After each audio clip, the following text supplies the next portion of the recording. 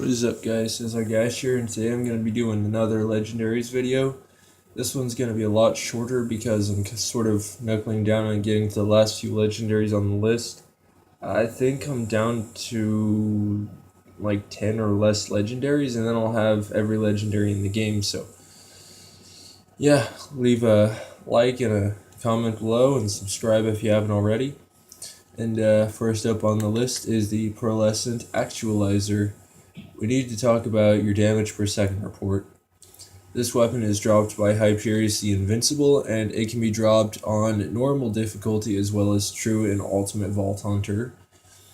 But that's where I got it, was on normal difficulty. Next up is the Norfleet, and sadly, this is the Hyperius version, so it's weak as tits, and blows up everything. In fact, does not, because it's so fucking weak. Honestly, if you're gonna go out of your way to get the Norfleet, or specifically get the Norfleet, just farm Terramorphous for it. It's overpowered as fuck, and it's a lot better than anything you're gonna get from anyone else that drops it. But yeah, I have a gibbed version that I got from I stole from another character, one of my characters, not someone else, but that one's extremely overpowered and is on a different character, but I wasn't going to put it on the list due to the fact that it was gibbed. So now that I got my own, I'm putting it on the list, and yeah, there it is.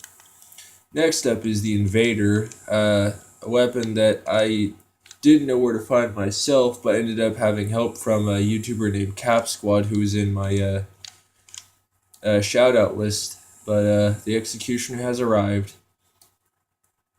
Oh, I should mention, the Norfleet, it homes in on enemies after it is fired. As soon as it hits something, it will home in on any enemies, even if you miss them, and attack them. I don't know if the Actualizer has any special abilities. I haven't really used it much, but it's pretty cool. The Executioner fires in burst when zoomed in, similar to a dull rifle, and that makes it kind of inaccurate, but it's also really cool. Next up is the Deliverance. Kiki got a shotgun. This gun is dropped by Saturn in the Firestone, or Jackville, or Badlands. The Deliverance is dropped by Toomba and not Pimone in the Wildlife Exploitation Preserve. The easiest way to get this is to go into the annex in the just as you're entering the opposite side of the first facility. If you go into the annex and come back out, then save and leave, you'll spawn at the annex door, and you can just turn left, and if they don't spawn, restart and turn to your left again and go out the door, and they should spawn. But when this one is thrown, it homes in on enemies and flies in a straight line rather than just being thrown, so it acts as a homing weapon as well. Alright, next up is the Bouncing Bonnie. Your sister is such a bitch. When this grenade is thrown, it acts like a Bouncing Betty, except as well as doing the Betty effect, it throws grenades out around itself, doing additional damage, and then at the end as well explodes. So, pretty good grenade from Dull. I love Dull weaponry and the coloration of it.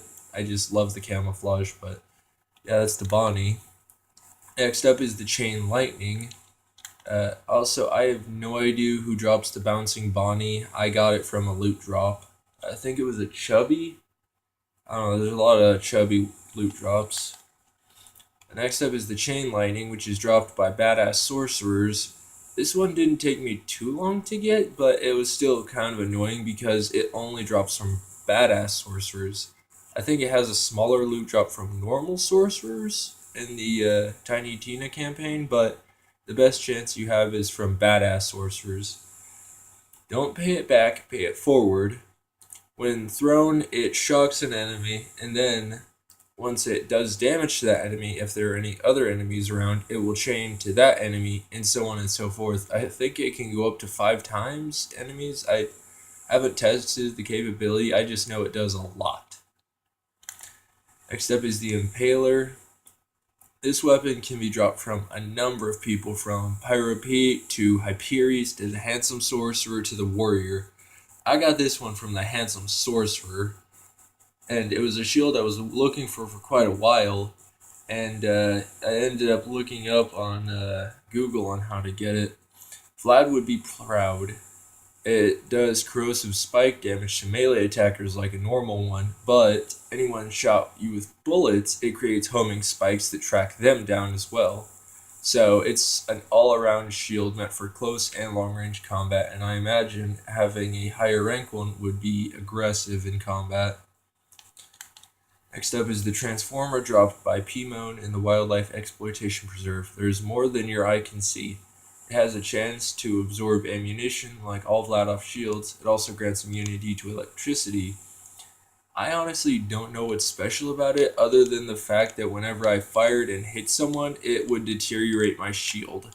So I think it does amp damage, except it didn't seem like it was amping at all. It just seemed like it was destroying my shield, so not a big fan of it, but if there's something I need to know about it or didn't talk about, please let me know in the comments, and that would be great. Next up is the Black Hole, dropped by Foreman Jasper or Foreman Rusty, depending on what difficulty you're playing on. You are the center of the universe. Releases a shock nova when depleted and must fully charge between novas. It does novas, however, it does singularity nova, so each time it bursts, it sucks enemies towards you and then explodes. So, pretty cool shield. I imagine a high damage one would be an awesome weapon, since I'm a big fan of singularity grenades, so yeah. This one isn't a legendary, but I thought I'd put it on anyway because of how cool it was and how proud I was to get it. I showed this on my St. Patrick's Day special last week, I think, but I'd show it again. The Pot of Gold. Blarney. 'Tis Blarney, I say. It has a chance to drop money when damaged, and it is dropped by the Bagman in the End of the Rainbow mission for the Hodunk and Zafford War.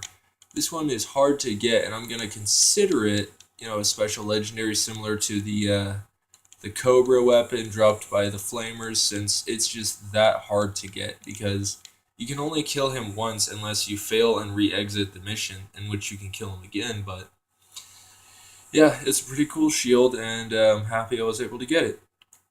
So, yeah, guys, that's going to do it for this week's episode of my legendary list. I hope you liked it, and comment below and subscribe, and I'll see you guys next time.